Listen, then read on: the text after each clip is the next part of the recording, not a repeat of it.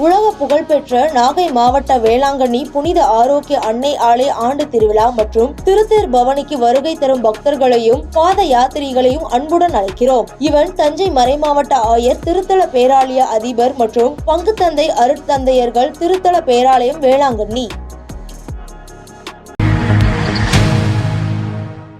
பெரம்பலூர் நகராட்சியில் சாலையோர வியாபாரிகளிடம் ரூபாய் 20 மட்டுமே வண்டிப்பேட்டை வசூல் செய்ய வலியுறுத்தி சாலையோர வியாபாரிகள் மற்றும் விற்பனையாளர் தொழிலாளர் சங்கம் சார்பில் கண்டன ஆர்ப்பாட்டம் நடைபெற்றது.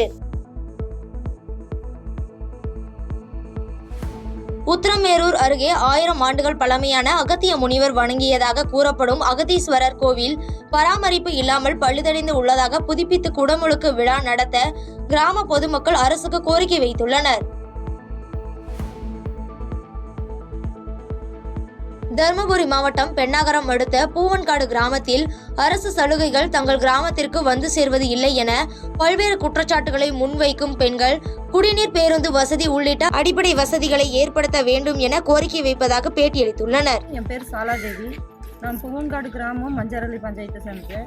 இப்போ எங்களுக்கு அடிப்படை வசதியாக எங்களுக்கு ஃபஸ்ட்டு தண்ணி, குடிநீர் எங்கள் ஊருக்கு போர் தண்ணி தான் இருக்குது. அது மழை காலத்தில் மட்டும்தான் எங்களுக்கு கிடைக்கும். வெயில் காலம் வந்தால் எங்களுக்கு தண்ணி பற்றாக்குறை, தண்ணியே கிடைக்காது. அந்த தண்ணியும் உப்பு தண்ணி தான், குடிநீர் கிடையாது. காய் வச்சு பார்த்து ப்ரூவ் பண்ணி கூட காட்டுறோம், அது உப்பு தண்ணி தான். திருப்பத்தூர் அருகே பிள்ளையார்பட்டி கற்பக விநாயகர் திருக்கோயிலில் 10 நாள் சதுர்த்தி பெருவிழா கொடியேற்றத்துடன் சிறப்பாக தொடங்கப்பட்டுள்ளது. இதில் ஏராளமான பக்தர்கள் கலந்து கொண்டு சுவாமி தரிசனம் செய்தனர். ஓமலூர் அருகே மாநில அளவிலான சதுரங்க போட்டிகள் நடைபெற்று வருகிறது.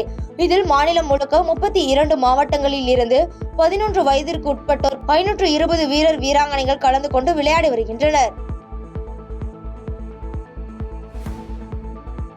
கடலூர் மாவட்டம் திட்டக்குடி அடுத்துள்ள செவ்வேரி கிராமத்தில் நேற்று இரவு புகுந்த மர்ம நபர்கள் 3 வீடுகளில் நகை பணங்களை திருடியும் 5 வீடுகளில் திருடன் முயற்சித்த சம்பவம் அக்கிராமத்தில் பெரும் பரபரப்பை ஏற்படுத்தியுள்ளது. இது குறித்து திட்டக்குடி காவல்துறையினர் தீவிர விசாரணை மேற்கொண்டு வருகின்றனர். பாதகம் செய்பவரை கண்டால் நாம் பயங்கொள்ளலாகாது பாப்பா, மோதி மிதித்து விடு பாப்பா, அவர் முகத்தில் உமிழ்ந்து விடு பாப்பா.